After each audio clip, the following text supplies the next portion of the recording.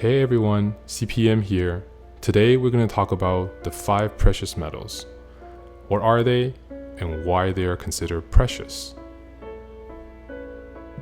The 5 commonly traded precious metals in the commodity markets are gold, silver, platinum, palladium, and rhodium.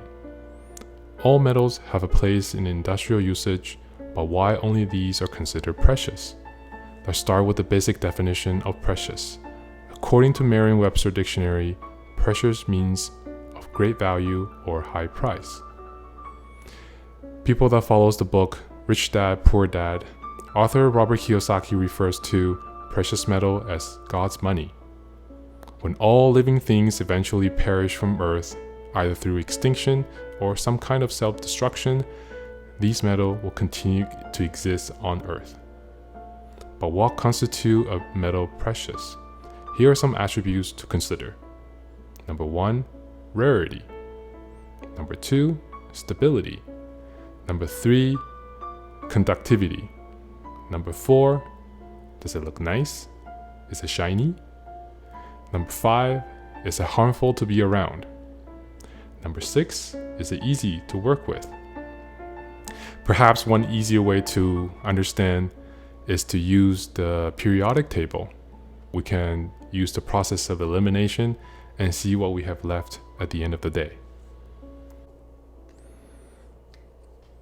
On the periodic table, there's over 85% of them are all considered metal. We can actually break them down into a couple of different groups, and then we can use the elimination method to find out where the precious metals are at. First of all, we can look at the gases. So the ones on the most right hand column here are all considered gases. So we can eliminate these ones.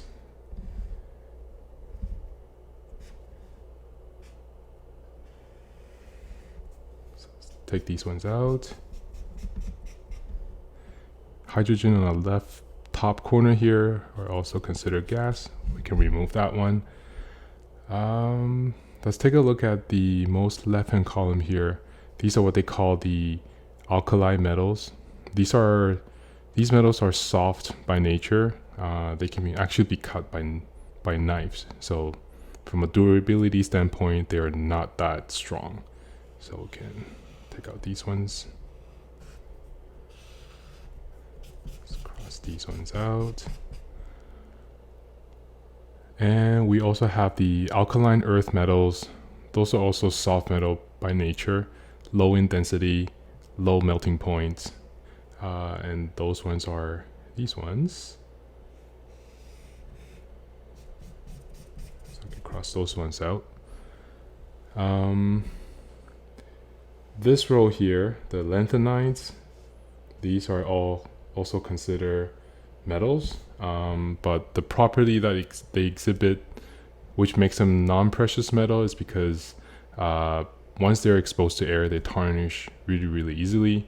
They also don't conduct electricity that well, so we can also remove that row, and they are these ones.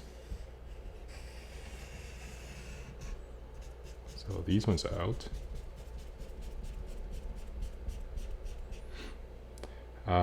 We can also look at the radioactive ones. The ones that are actually harmful for humans. So if you actually want to keep those type of metals around, probably not good for your health. And those are the last row here. You can also cross those out. There's actually a few more radioactive ones, and they're up here. So all the way.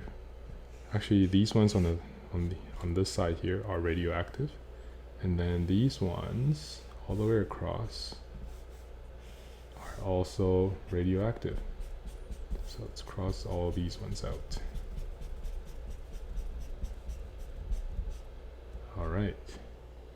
Now there are 2 groups of elements here that we need to consider: the non-metal ones, though they consider other non-metals, and they are these ones here,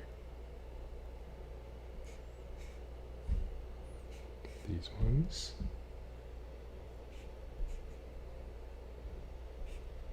So these are the other non-metal elements, and the ones that's left here are what they called metalloids. They're neither metal or not non-metal. I know, didn't really sound that well, but that's what they are. So I believe it's like this.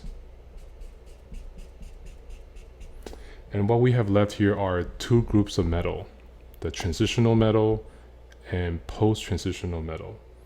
So let's start with the post-transitional metal, and those ones are the green one that's left here.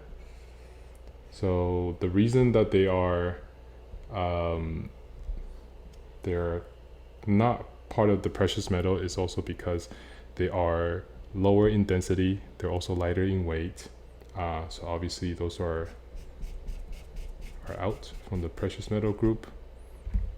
Now what we have left here is what people call the transitional metal group.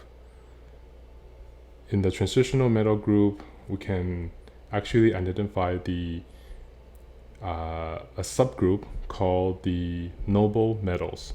So if you want to look that up, noble metals typically has attributes with high density, high conductivity, and they're also easy to work with.